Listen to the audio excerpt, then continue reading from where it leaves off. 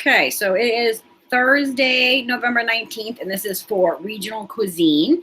And we are focusing starting this week on Midwest states, which is a big producer of potatoes. So the recipe I'm using today is called Crash Hot Potatoes. Great little addition to your repertoire, right, of making something different for dinner. So if you're sick of same old mashed potatoes or baked potatoes or things like that, this is a great quick recipe that you can use to kind of jazz up your dinner a little bit. Okay, so first off, we're going to talk about potatoes. So I have some potatoes here, some red ones that I've already par cooked. Okay, so these have been boiled already, right? Just a simple red potato. Clean them really good, give them a really good scrubbing, right? And then you're going to boil them just to get them soft and a little squishy. These are a little warm right now because I had them sitting on top of the stove to keep them warm. But with red potatoes or a golden potato or things like that, you can use russets, but you may want to bake those first instead because they tend to fall apart when you boil them because they're really super starchy. So a nice what they call a new potato, all-purpose, golden or red, works best for these. And what I did with these ahead of time earlier was put them into a pot of cold water and just boiled them gently until they were what we call fork tender, okay? So what that means is that you take something like a paring knife and just gently insert it in, right? And it should go into the center of the potato and feel soft all the way through, right? So you would just test your potatoes that way and boom, nice and soft. Okay, because we're gonna have these par cooked. So this is kind of like a twice baked potato thing, or it's a double cooking process, right? So I've only got a half a dozen potatoes here, just 6 of them that are cooked to show you how to do this. And then we're gonna be using a cookie sheet, right? Cookie sheets we use for a lot of different things in these classes, right? So cookie sheet, you can do things directly on the nonstick cookie sheet, or you can use like a Silpat mat, right?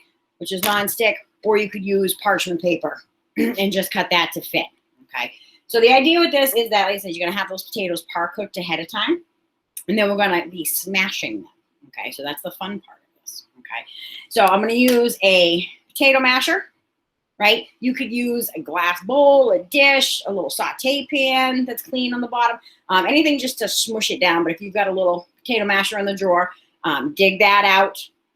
And we're gonna be using that today. And these are just gonna be a simple spice, simple seasonings, but you could jazz these up however you want. And depending on, you know, like cheeses and things like that, you can mix this up and make a bunch of different combinations, okay? Depending on what you like. If you like it spicy, make it spicy. If you like it plain, keep it more neutral.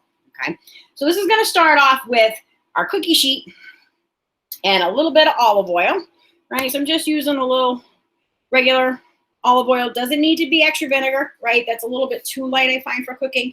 That's more for salad dressing, so just a regular olive oil. Even though I'm using a nonstick mat, I'm still going to drizzle some oil on the sheet, right? So give it a nice little puddle. And that's going to help crisp up the bottom part of the potato. So that way it's not just the top of the potato that's crispy, the bottom's going to be crispy too. Okay.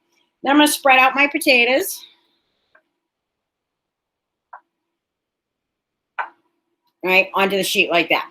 Now the idea of this is to smush them, okay? So I want to have it smushed enough so that they're going to help roast on the inside. So it's not just like a big roast potato. These are going to be a little bit different, right? But what you want to use, though, is just a little bit of a non-stick cooking spray on your potato masher, okay? So you can just give that a little spray, and that'll just help it stop it from sticking to each of your potatoes. And the idea for this is to literally smush your potatoes. So you're going to come in, smush them in one direction, and then turn your potato masher to get them really good and smushed, okay? And then I'm going to be spraying these in between right over my trash can here, right? You don't want to get spray all over your house. Okay. So that's why you'll notice, you know, a little spray or a little oil in between. So what you would plan on is about 1 potato per person, okay?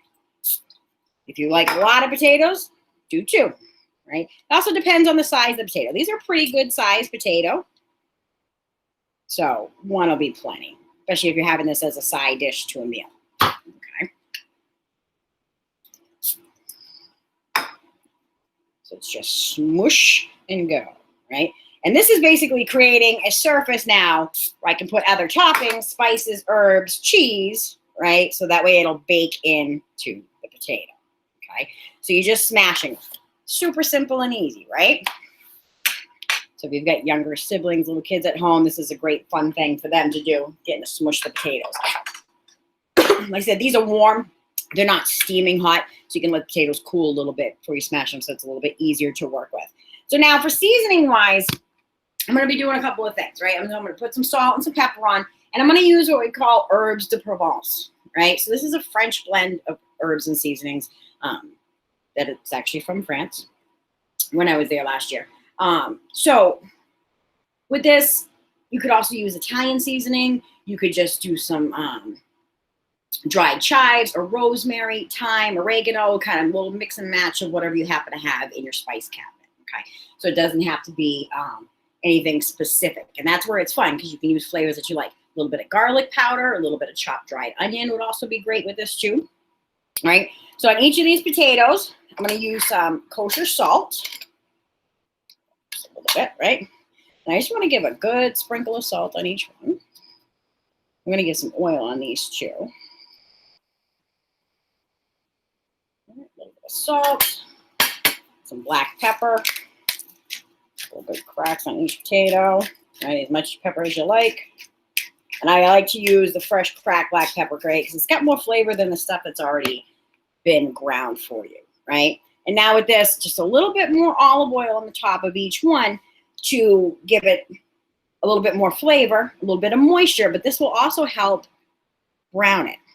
So like I said, we've got the oil on the bottom, which is going to help get it nice and crispy. Same way as you would for roasted potatoes, okay?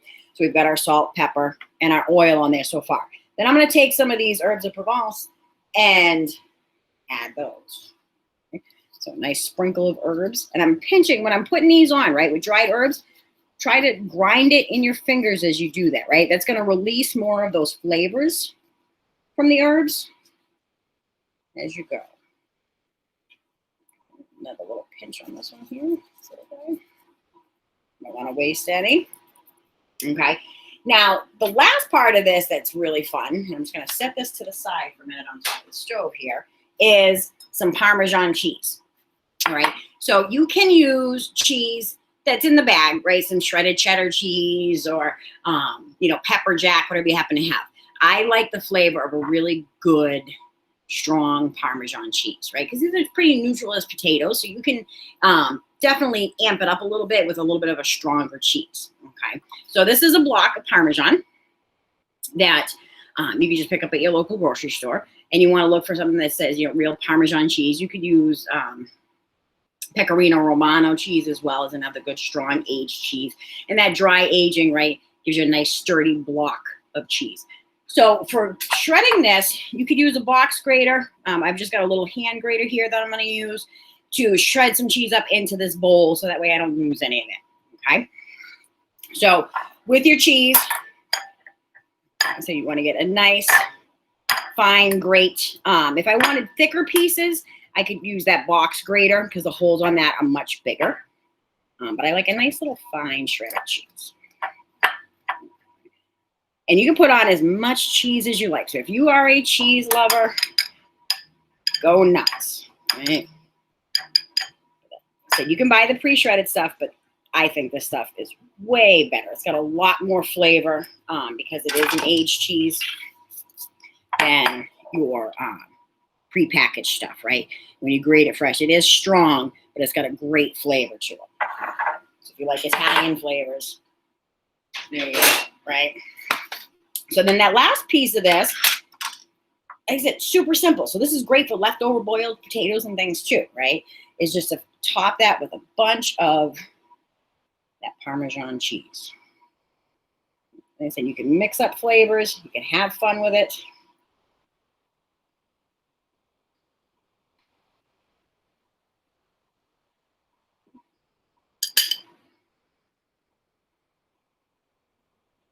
And there we go. Okay.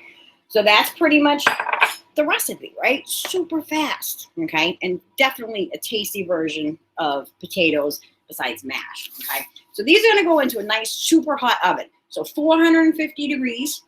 So they're already cooked through. but I just want to get them really nice and hot and crispy, okay? So it's going to take about 20, 25 minutes total to get that nice golden color. But don't worry, I've got one already done.